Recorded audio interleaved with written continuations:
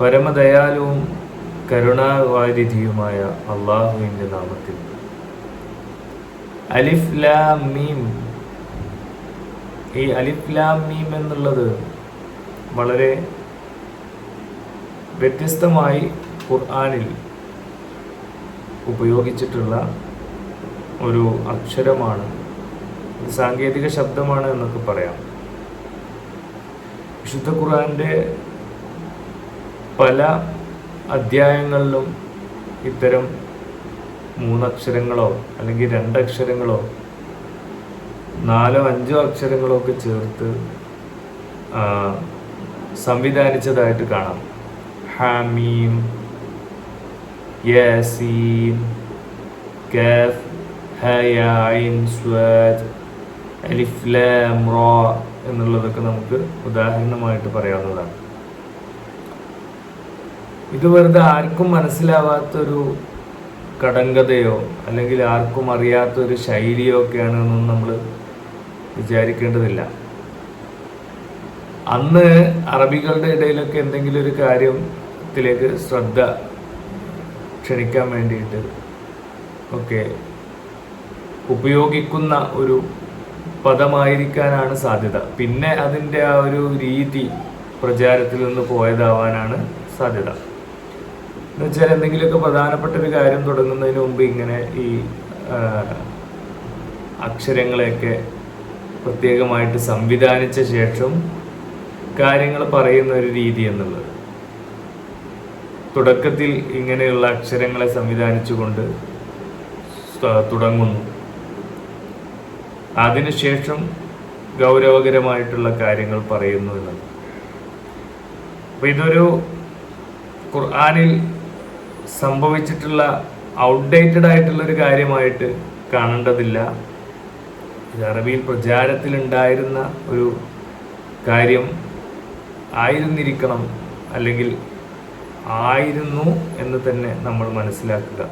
അല്ലെങ്കിൽ നമ്മൾ മനസ്സിലാക്കേണ്ട ഒരു കാര്യമാണ്, നബി സല്ലല്ലാഹു അലൈഹി വസല്ലമയുടെ കാലഘട്ടത്തിൽ തന്നെ ഇതിനെതിരെ നബി സല്ലല്ലാഹു അലൈഹി വസല്ലമയുടെ എതിരാളികൾ ശബ്ദിക്കുമായിരുന്നു.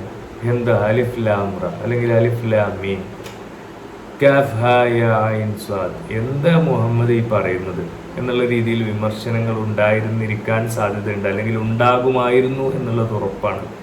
പക്ഷേ അങ്ങനെ ഇല്ലായിരുന്നു, അല്ലെങ്കിൽ അതിനെക്കുറിച്ച് യാതൊരു തെളിവുമില്ലായിരുന്നു. പലതരത്തിൽ അവർ പറയുന്നുണ്ട്, അത് ഇങ്ങനെയാണ് അങ്ങനെയാണ്, ഖുർആൻ ഒരു കവിതയാണ് എന്നുള്ളതിന് പല രീതിയിൽ അവർ സമർത്ഥിക്കുന്നുണ്ടെങ്കിൽ പോലും ഈ അക്ഷരങ്ങൾ പ്രത്യേകമായി കൂട്ടിവെച്ചിട്ടുള്ള ഈ ഒരു സംഭവത്തിനെ കുറിച്ച് അവരൊന്നും പറഞ്ഞിട്ടില്ല എന്നുള്ളതാണ് യാഥാർത്ഥ്യം. അപ്പൊ എന്തായിരിക്കാം അതിന് കാരണം?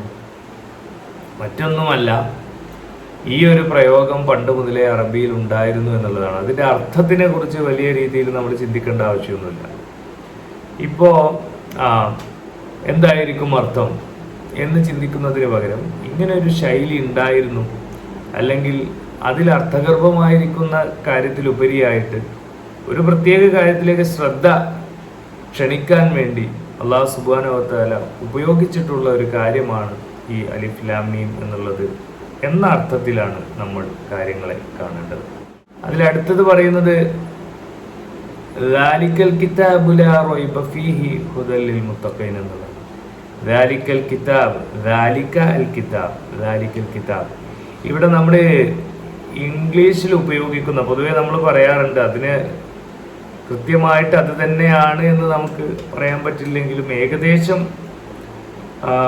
നമ്മൾ ഇംഗ്ലീഷിൽ ഉള്ള ഒരു പ്രയോഗത്തിനോട് ചേർത്ത് പറയുകയാണെങ്കിൽ ദ ബുക്ക്, ദ പെൻ എന്നൊക്കെയുള്ള രീതിയിൽ അല്ലേ, പ്രത്യേകമായിട്ട് ഒരു പുസ്തകത്തിന് എടുത്ത് പറയുമ്പോൾ, ഒരു പേനയെ എടുത്ത് പറയുക, അല്ലെങ്കിൽ ദ സ്റ്റുഡൻറ്റ്, ഒരു കുട്ടിയെ, ഒരു വിദ്യാർത്ഥിയൊക്കെ എടുത്ത് പറയുമ്പോൾ നമ്മൾ ദ എന്ന് ഉപയോഗിക്കാറുണ്ട്. അതുപോലെ തന്നെ ദാലിക്കൽ കിതാബ്.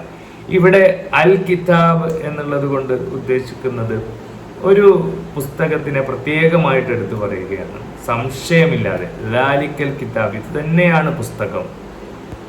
ലാ റൈബ ഫീഹി, അതിൽ സംശയമൊന്നുമില്ല, അതിൽ അതാണോ ഇത് തന്നെയല്ലേ, ഇനി വേറെ പുസ്തകം ഉണ്ടോ, അങ്ങനെ ചിന്തിക്കേണ്ട ആവശ്യമില്ല. ദാലിക്കൽ കിതാബു ലാ റൈബ ഫീഹി ഹുദൽ ലിൽ മുത്തഖീൻ. ഇതിന്റെ ഒരു പ്രത്യേകത എന്ന് പറയുന്നത് ഈ ഒരു പുസ്തകം ഇത് തന്നെയാണ് വഴികാട്ടി.